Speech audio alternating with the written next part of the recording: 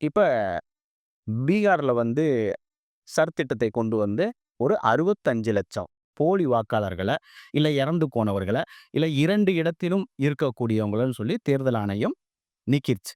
இது வந்து வரவேற்கப்பட வேண்டிய விஷயமாங்க. இறந்து போனவர்கள நீக்கித்தானே ஆகணும். அதுல என்ன தப்பு இருக்கு? கரெக்ட்.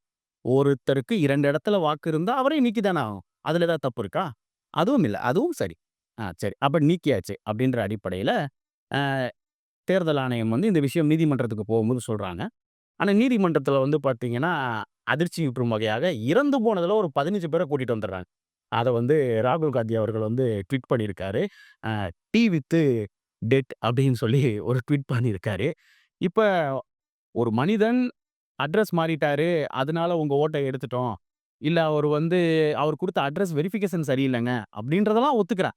செத்து போயிட்டான்னு சொல்றத எப்படிங்க ஒத்துக்கிறது? ஒருத்தன் செத்து போயிட்டான் அப்படின்னா, செத்தவரு உயிரோட வந்துட்டாரு அப்படின்னா, அந்த தவறு எப்படி நடந்துச்சு? உங்கள வந்து நான் செக் பண்ணி பார்க்கிறேன். உங்க வீட்டுக்கு வரேன், இல்ல உங்க தெருவுக்கு வரேன். வந்து நீங்க தம்பிதுரை இருக்கீங்களா? அப்படின்னு நான் செக் பண்ணி பார்க்கிறப்ப, தம்பி கூட மாறி போயிருக்காரு சொல்லலாம். இல்ல தம்பிதுரை இங்க இல்லன்னு சொல்லலாம். தம்பிதுரை செத்து போயிட்டாருன்னு எவன் சொன்னான்? தம்பிதுரை செத்து போயிட்டாருன்னு யாருங்க சொல்லியிருக்க முடியும்? அப்ப இந்த தவறுலாம் எப்படி நடக்குது? ஏதோ ஒரு தவறு நடக்குதுல்ல. இது எதிர்பாராம நடந்ததாகவே இருக்கட்டும். தேர்தல் ஆணையம் சொல்ற மாரி, "இல்ல சார், இது வந்து ஒரு எதிர்பாராத தவறு தான். இத நம்ம வந்து திட்டமிட்டுலாம் பண்ணல சார்." "Okay sir. ஒத்துக்கிறோம் 100% எப்படி இது போன்ற தவறுகள்லாம் நடக்குது? ஏதோ ஒரு இடத்துல தேர்தல் ஆணையத்தோட செயல்பாடுகள்ல ஏதோ ஒரு சின்ன சின்ன தவறுகள் நடக்குதுன்னு தேர்தல் ஆணையமும் ஒத்துக்குது. தவறுதலா நடக்குது சார்ன்னு. இந்த தவறு நடப்பதை அனுமதிக்கலாமா? இத அனுமதிக்க கூடாதுல்ல. ஒருத்தன் செத்துட்டான்னு எப்படி சொல்ல முடியும்? உயிரோட இருக்கிற ஒருத்தன் செத்துட்டான்னு எப்படி சொல்ல முடியும்? அப்ப தேர்தல் ஆணையம் இன்னும் நெறைய சீர்திருத்தங்கள் பண்ண வேண்டிய ஒரு இடத்துக்கு வந்திருக்கு. ஓகேங்களா? அதை நம்ம ஏற்றுக்கொண்டு தான் ஆகணும். அதற்கு சாட்சிகளாக, ஆதாரங்களாக இன்னைக்கு ராகுல் காந்தி அவர்கள் வந்து இந்த இவ்வளவு பெரிய ஒரு விஷயத்த வெளி உலகத்துக்கு வெளிச்சம் போட்டு காட்டுனதுக்கு அப்புறம், காங்கிரஸ் கட்சி மட்டும் இல்ல. ஒரிசால நவீன் பட்நாயக் வெளிய வந்து சொல்றாரு.